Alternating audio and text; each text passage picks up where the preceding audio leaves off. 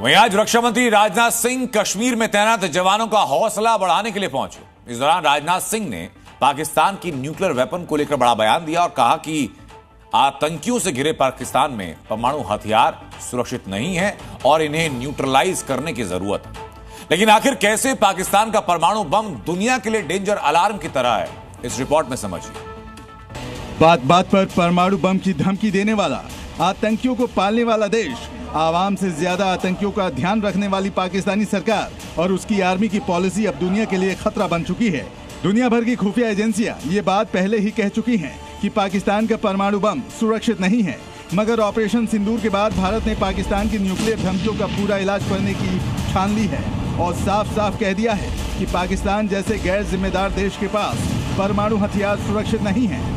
पाकिस्तान के पास परमाणु हथियार का मतलब है आतंकियों तक परमाणु हथियारों की पहुंच होना।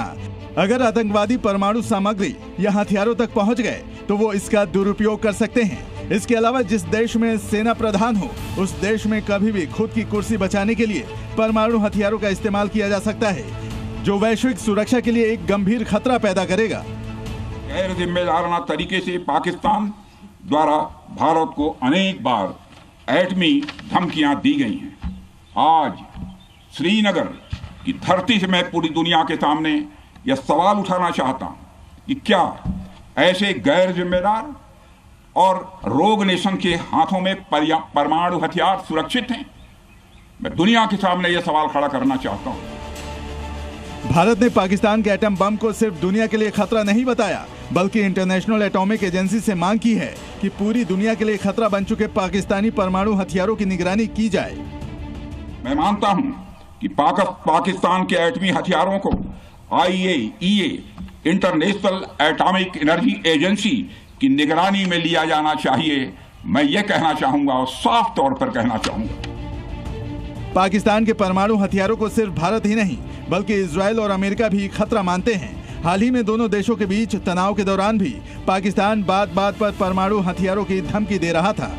आम जनता हो या फिर पाकिस्तानी सेना, सबकी जुबान पर सिर्फ एक बात रटी हुई है कि हम एटॉमिक पावर हैं। लेकिन ऑपरेशन सिंदूर के बाद पाकिस्तान की सारी हेकड़ी निकल गई है। पाकिस्तानी आर्मी से लेकर सरकार की बोलती बंद हो गई और भारत ने साफ कर दिया है कि न्यूक्लियर ब्लैकमेलिंग भारत के साथ नहीं चलेगी।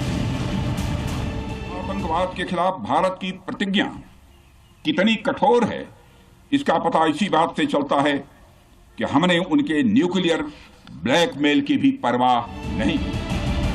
पाकिस्तानियों को समझना होगा कि वो समय गया जब वो भारत या दुनिया को परमाणु हथियारों की धमकी देते थे। अब नए भारत ने ऐसा माहौल बनाया है कि पाकिस्तान का एटॉमिक हथियार दुनिया को खतरा लगने लगे हैं, क्योंकि जैसे पाकिस्तान के हालात हैं, ऐसे खतरनाक हथियार पाकिस्तानी नेता, आर्मी या आतंकी अपने फायदे के लिए मिसयूज कर सकते हैं, जो बाकी देशों के लिए बड़े खतरे का कारण बन सकती है। ब्यूरो रिपोर्ट, जी मीडिया।